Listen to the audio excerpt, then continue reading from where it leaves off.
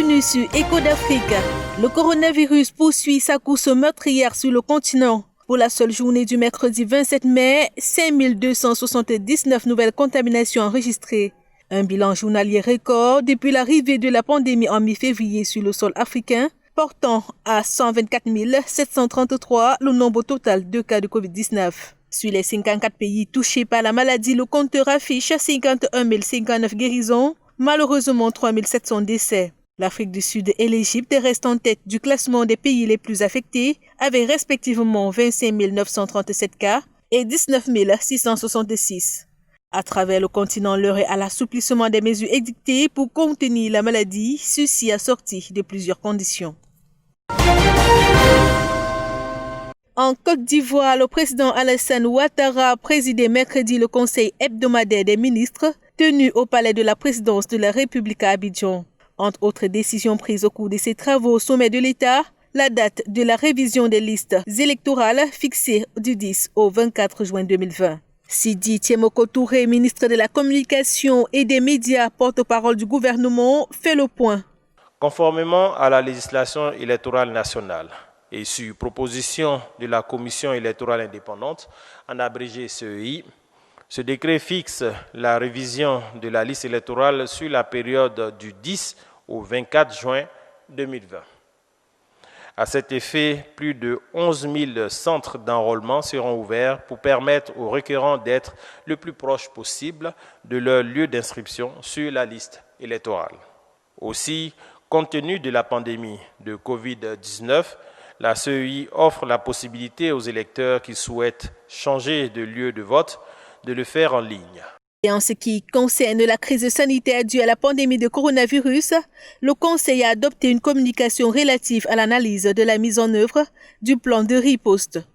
Le Conseil a instruit le ministre chargé de la Santé et l'ensemble des ministres concernés à l'effet de prendre les mesures appropriées pour renforcer les districts sanitaires dans la lutte contre la COVID-19 et en particulier les districts sanitaires frontaliers dans leur mission de surveillance et de veille sanitaire.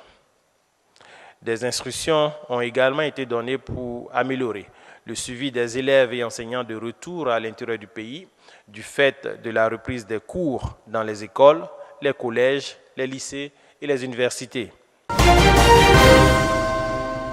Et puis, tout est revenu à la normale à Yamoussoukro. Les cours ont repris mardi dans les établissements primaires et secondaires. Ce après une rencontre entre les enseignants et le directeur de la santé qui leur a donné toutes les assurances sur l'isolement des cas suspects ayant été en contact avec l'élève, testés positifs et le respect des mesures barrières. Vendredi dernier, les professeurs de la capitale politique ivoirienne avaient lancé une grève de 2 semaines à la suite de la détection de cas de coronavirus chez un élève. En Tanzanie, les autorités ont annoncé avoir convoqué le représentant américain à une date ultérieure pour protester contre un avis publié sur le site de l'ambassade des États-Unis avertissant les voyageurs d'une augmentation exponentielle des cas de coronavirus dans le pays. De sources concordantes, le site indiquait que beaucoup d'hôpitaux de Dar es Salaam, la capitale économique, étaient surchargés depuis plusieurs semaines. Dans un communiqué, le ministère tanzanien des Affaires étrangères a démenti ces informations, rajoutant qu'elles sont de nature à provoquer la panique au sein des populations. En fin de semaine dernière, le président John Magufuli avait annoncé la réouverture des universités et le retour des compétitions sportives dans le pays à partir du 1er juin. Ceci après avoir assuré que l'épidémie était en net recul, aux grandes dames de l'opposition qui exige la publication quotidienne des cas d'infection dans le pays. Dans le reste de l'actualité, en République démocratique du Congo, Raphaël Nyani, le président du tribunal de grande instance en charge du procès de Vital Kamerhe, est décédé subitement mercredi à Kinshasa, au centre Ganda.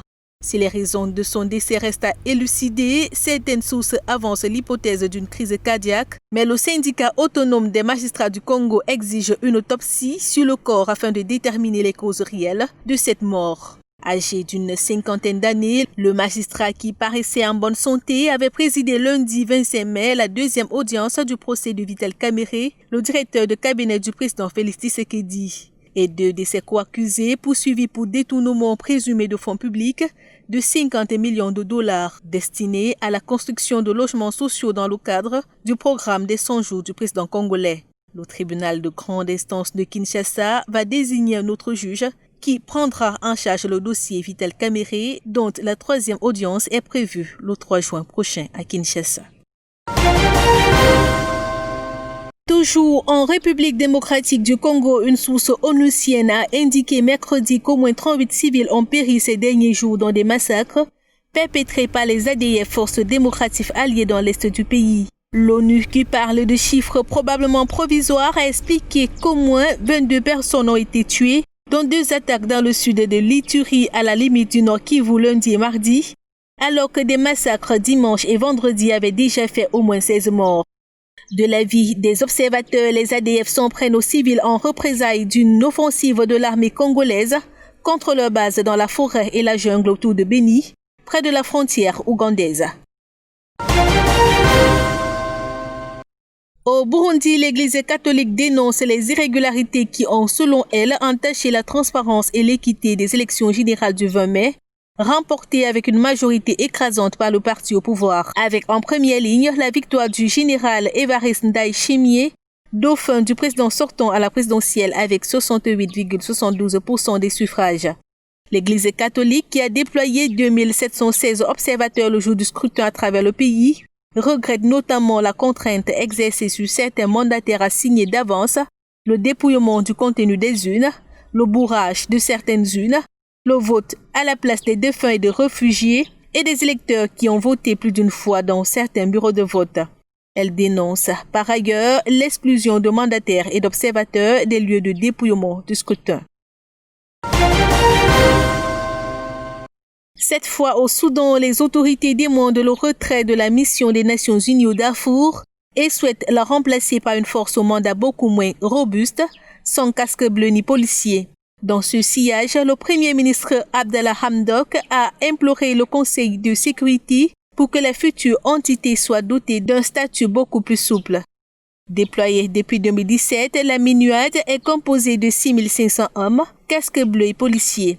Son avenir sera tranché fin octobre par le Conseil de sécurité qui décidera de sa prolongation ou de son remplacement par une autre entité.